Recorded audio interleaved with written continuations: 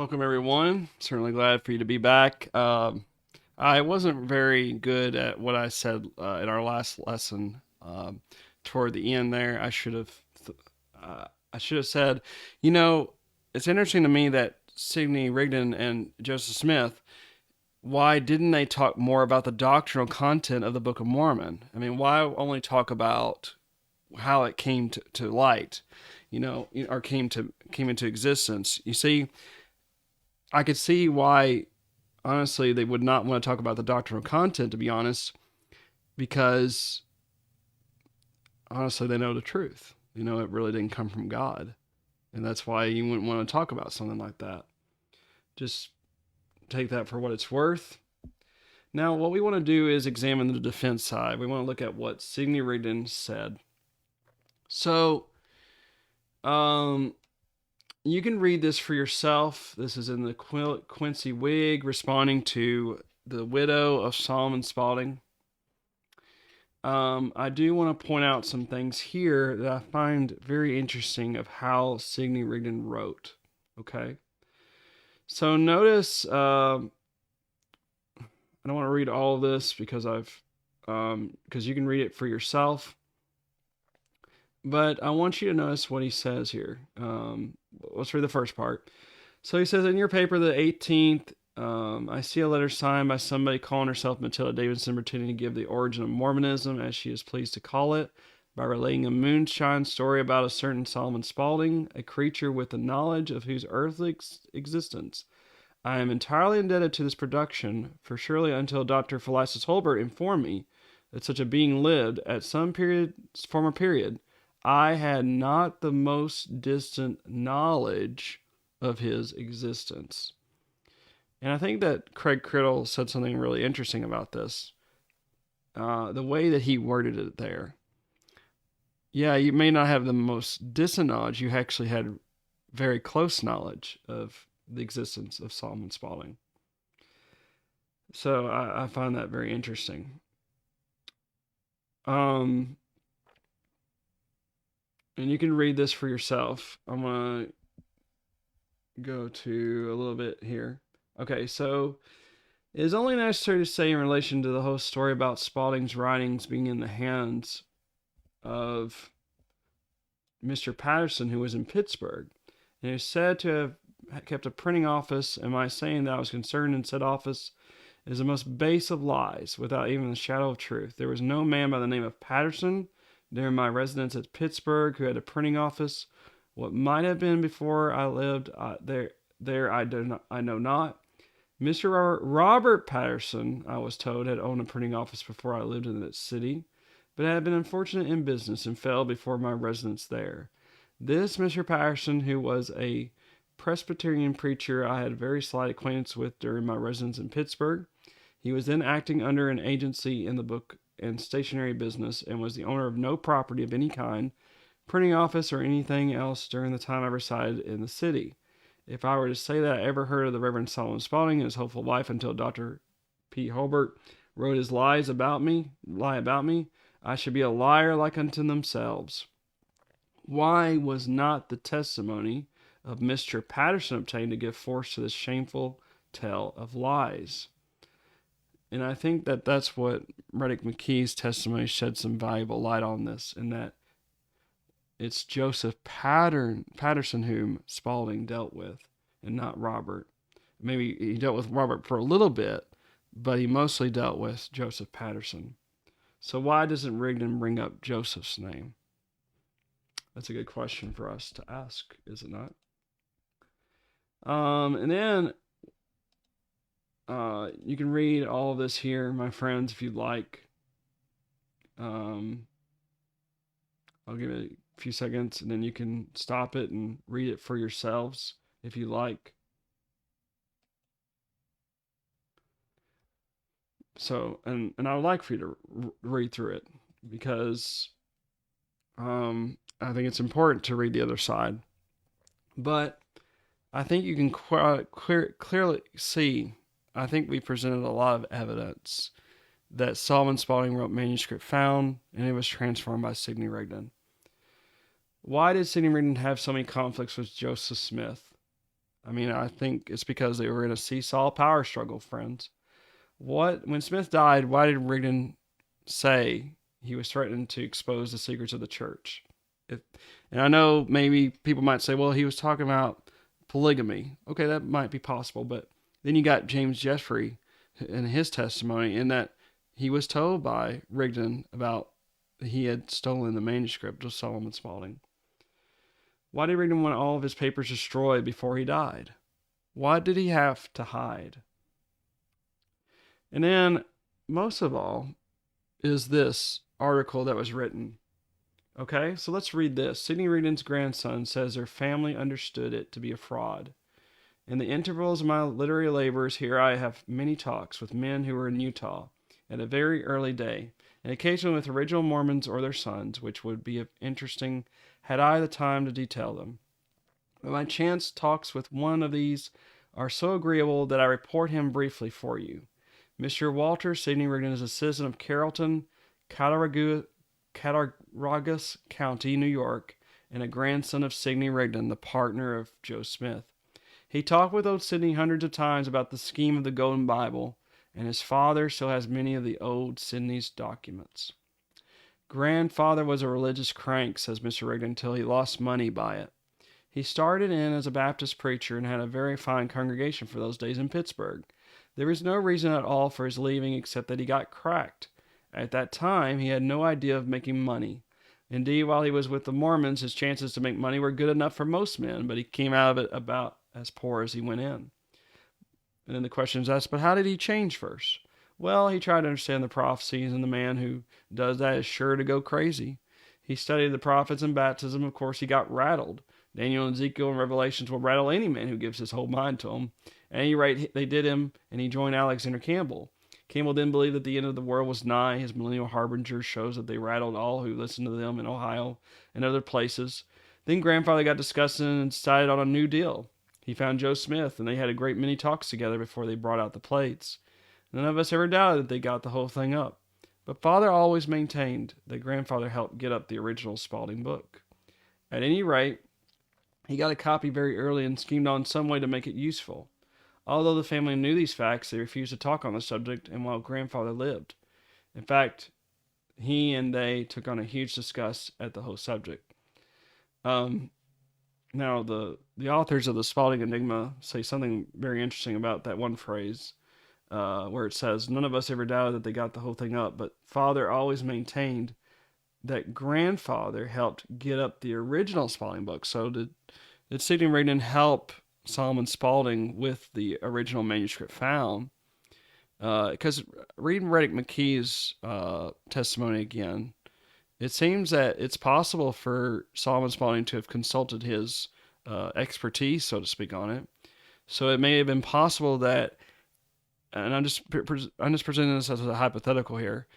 What if Sidney Rigdon helped him to write it?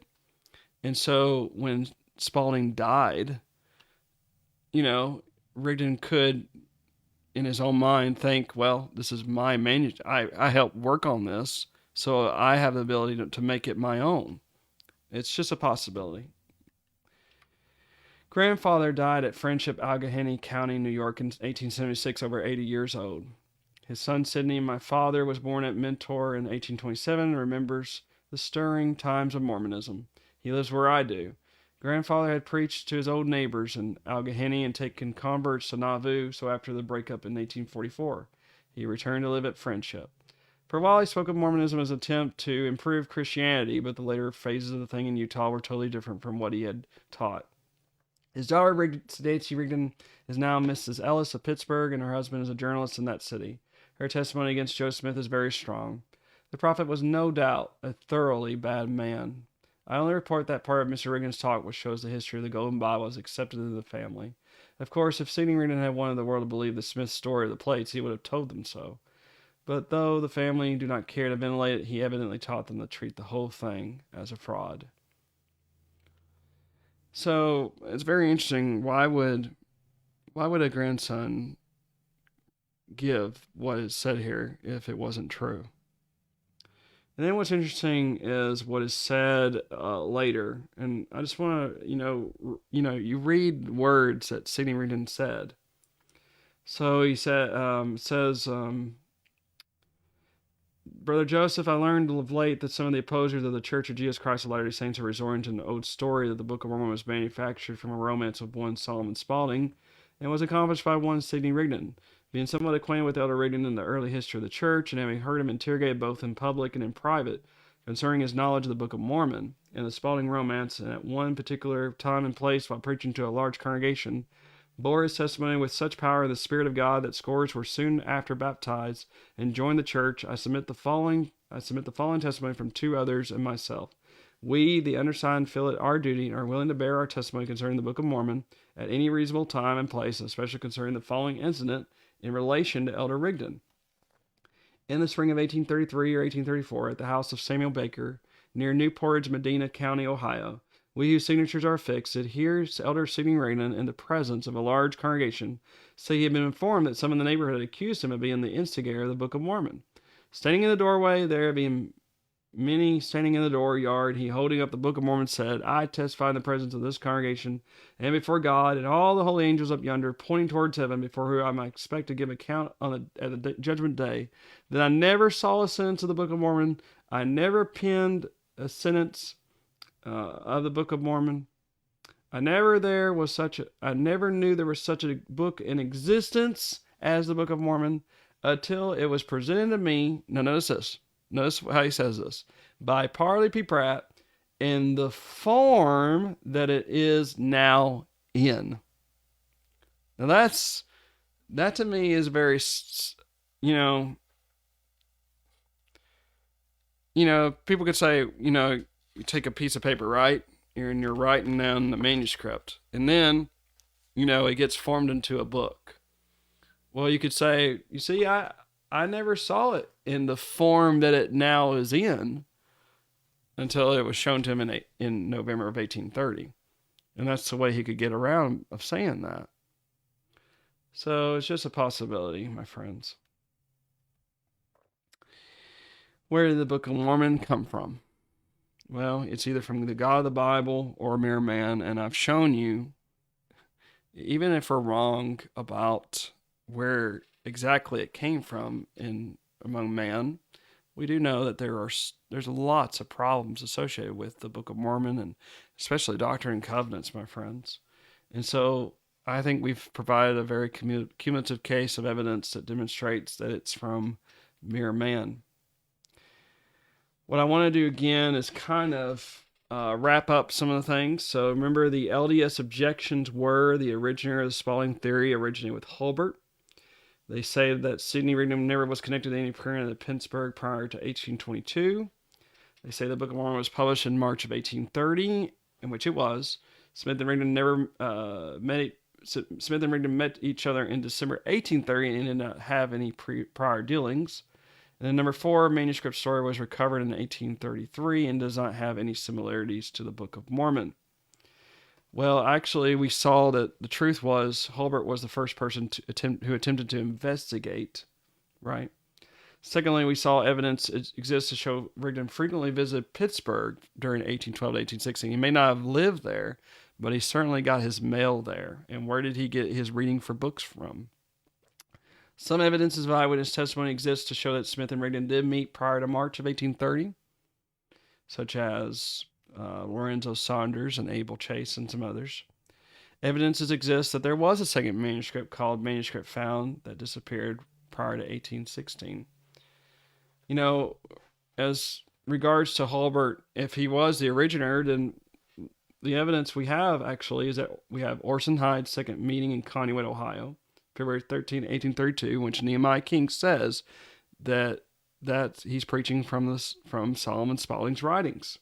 And then we also have the unsigned letter dated December 31st, 1833, and we know it to be Aaron Wright, who claims Nehemiah King said after the meeting that Hyde had preached from the writings of Solomon Spaulding.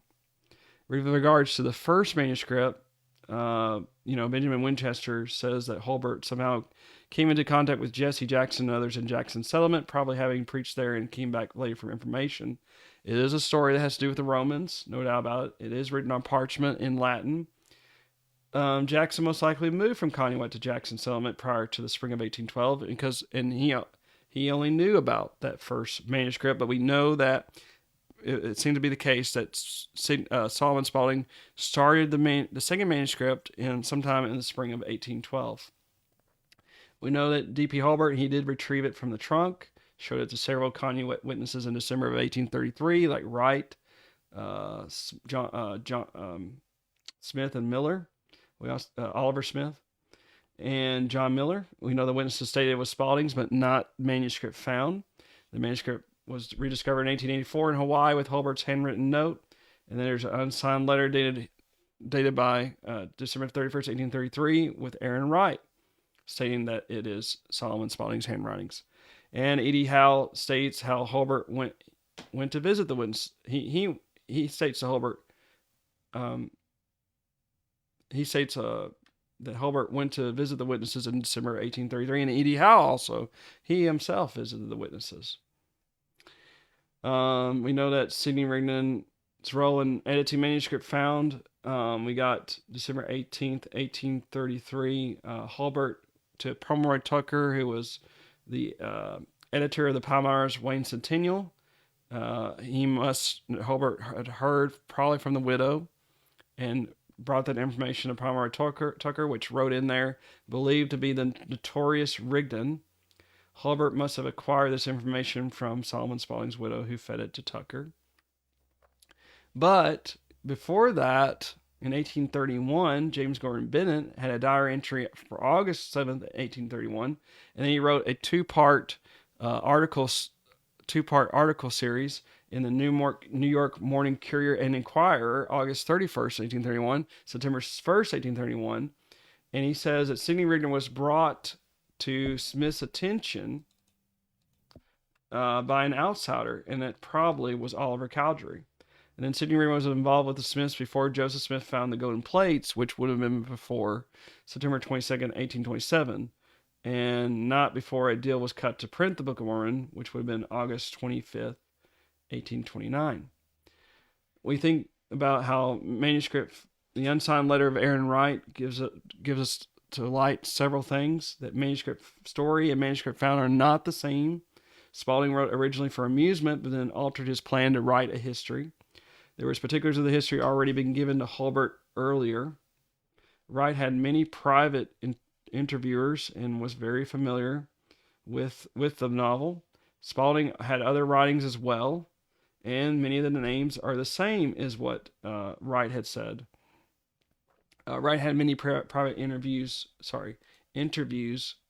with Spaulding and was very familiar with Spaulding's writings. We also learned from the unsigned letter that Orson Hyde was the Mormon preacher who first read the Book of Mormon at Conneaut. Nehemiah King unfortunately died between mid-1832 and April of 1833. King knew Spaulding. He appears as Spaulding's surveyor in the Article of Agreement for the transfer of land to John Dunn, dated January 25th, 1811. We also know that Nehemiah King served as postmaster, took a census on May 28th, 1811. Solomon Spaulding and John Spaulding are on it. We know that Jesse J. Moss, he also interviewed Aaron Wright, which is very interesting. I don't know if he was LDS, so I'm going to take that off there for a moment. So, sorry, I don't remember if that was right or not. Now, the right date of the first affidavit was August 1833. Wright was more acquainted with Solomon Spaulding. He owned a grist mill and feed store. And Holbert's note of only 3 men, which was Wright, Aaron Wright, Oliver Smith, and John Miller, whom he showed that first manuscript to. But because this unsigned letter has legal speak, and because Aaron Wright was a judge, and because there's parallels between his first affidavit and this unsigned letter, then it most likely is Aaron Wright. Manuscript story and manuscript found are not the same because the witnesses said they weren't the same. Even John and Miller, before they discovered manuscript story, He said there was other manuscripts of Spalding. There were 2 or 3 books or pamphlets on different subjects. One was entitled Manuscript Found. Aaron Wright even said before that was discovered, Spalding had many more manuscripts. And this was before Holbert's visit to the widow. And both witnesses, along with Oliver Smith, claimed manuscript story did not match manuscript found. Rachel Derby, John Miller's daughter, she says father told him that the manuscript found was not near of all of Spalding's writings. Father John Miller told, I think, Holbert as the context there. Matilda Davidson, she says that Spalding had a great variety of manuscripts. That one, which was entitled The Manuscript Found. Matilda McKinstry, the daughter, she read it and stated it was not manuscript. She read manuscript story and she said it was not manuscript found. She even mentions the character names from the Book of Mormon. L.L. Rice, May 30th, 1885. L.L. Rice says the story remains unfinished and abruptly stops. And it's, semi-archaic English style is the Book of Mormon. It was, the Book of Mormon was, the manuscript found was written in King James Version, and that's not like manuscript story. And then Josiah Spalding, he remembers the details of a manuscript story, and he must have visited in the winter of 1811 to 1812. But we know it was probably in the spring of 1812 that Solomon Spalding started to work on the second manuscript. Solomon Spalding soon afterwards stopped it. January of 1812, that's probably 37 pages from the end of the manuscript story. And then Spalding began manuscript found in the spring of 1812, and then that's from Abner Jackson. He actually said about the beginning of the year 1812. John M. Miller mentions the Straits of Darien, of which manuscript found that would be Central America, but with manuscript story that would be Chesapeake Bay. So where did Darien come from? Would it not be Solomon Spalding? Number 9, it contains no religious matter. In fact, interesting enough, that manuscript story does have a chapter on religion, actually. But what they were referring to is that scripture, those scriptures, right? Number 10, and it came to pass. It's not found once in manuscript story, but it's found thousands of times in the Book of Mormon. And in fact, they nicknamed him O Come to Pass. Number 11, there's a number of spelling changes of names. Sciota equals Sciota is similar to the King James Version.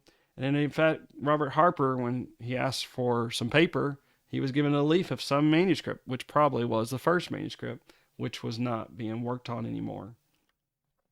Then the connection between Sidney Rigdon and manuscript found. Matilda Davidson, the Boston Recorder, mentions the Mormon meeting in Conneaut. Sidney Rigdon had an insatiable thirst for reading. There's the red herring that he had of Robert Patterson. We know that there's R&J Patterson publishing firm. And Joseph, unfortunately, he moved away and they never got a statement from him. Sadly, Ingalls died July 17, 1827, who worked there at the publishing firm. Jonathan Lambden had died August 1st, 1825. The connection between Sidney Rigdon and the manuscript found, well, Matilda Davidson had told Josiah Spalding. Josiah Spalding says, after arriving in Pittsburgh, a man who became a future leader in the LDS Church took an interest in them. And what Matilda Davidson told to Anne Treadwell Redfield, which was around 1818, which was 2 years after her husband had died. There's also Solomon Spalding telling Reddick McKee and Amity. Sidney Rigdon was an employee in the printing or bookbinding of Libert, Patterson, and Lambden. And frequently met Sidney Rigdon, he just frequently concluded he was an employee. He may not have been an employee there. Then there's Cephas Dodd, who told George French at Spalding's tombstone, and Elias Dodd confirms this, but unfortunately that is secondhand testimony. There's Cephas Dodd to Thomas Ringland in 1857. There's Rebecca Eichbaum, who was well acquainted with the visitors to the post office and knew Sidney Rigdon and Solomon Spalding. Sidney Rigdon came on the weekends, and Sidney Rigdon and Lambden got together on Sunday, she said. Sidney Rigdon's name appears on the list 3 times from 1811 to 1819 of those post office. And Sidney Rigdon visited Pittsburgh 1812 to 1816, showing that he got his mail pretty regularly.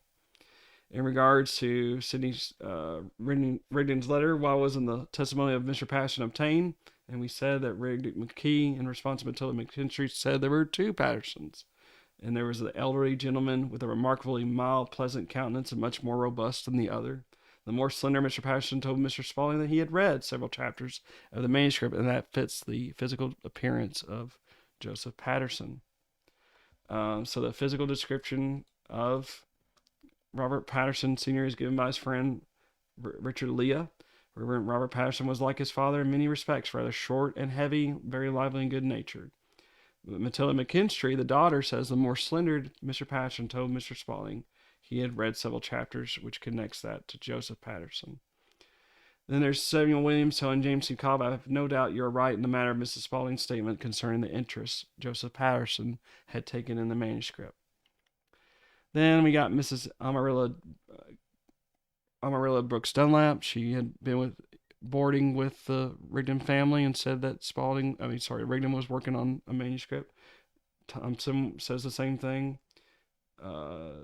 Actually, Dunlap said he was looking over the manuscript, and she said, and Sidney's wife said, "You're looking at that paper again? I mean to burn that paper." And he says, "No, you won't. It'll be a great thing someday." Then George Wilbur through Charles E. Henry. Even though there are some problems with, there are some mistakes made in that testimony.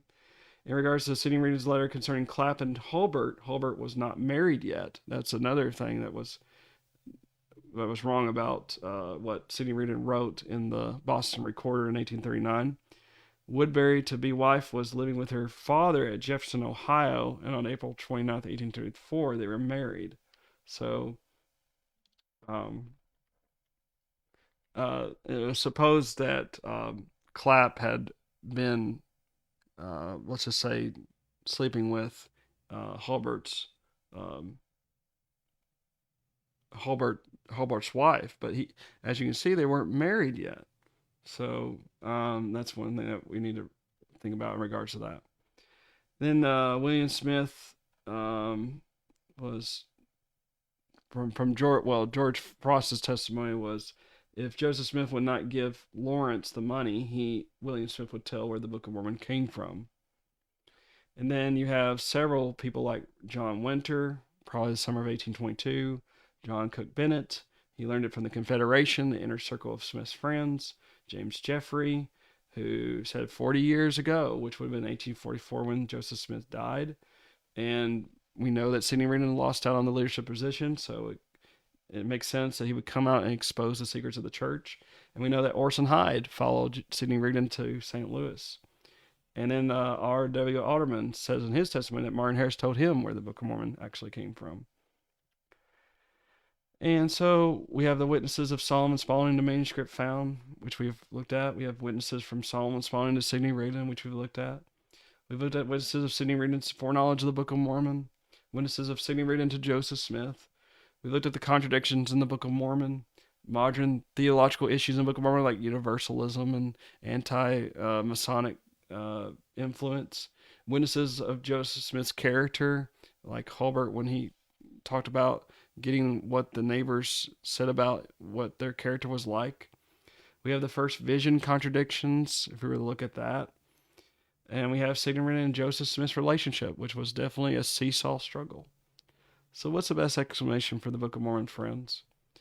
I think it's very well the case that it is that it did not come from God. Now, I might do one more video. I need to look at whether I want to do it or not on the translation of the Book of Mormon. We'll see. But I don't want to say this is the end of the. I don't want to say this is the end of the series right now, because I might do one or two more videos. We'll see. But right now, I really hope that you have learned a lot about this. If you're a Latter-day Saint, I really care for you. I really want you to come to really know Jesus, the true Jesus Christ. And I want you to come to know the true church that he built 2,000 years ago and is still here today, my friends. We don't have to be a part of man-made denominations. We can be added to the Lord's church even today. We just obey, we trust and obey what Jesus told us to do in his word, because the seed is the Word of God. If you're a Christian, I hope this strengthens your faith, shows you that why we don't believe the Book of Mormon to be from God, and why we do believe the Bible to be from God. So let's seek to only uphold the Bible as the only inspired Word of God. Love for you to go to apologeticspress.org, searchingfortruth.org, christiancourier.com, worldvideobibleschool.org, worldevangelismlibrary.org. We want to help you in any way that we can.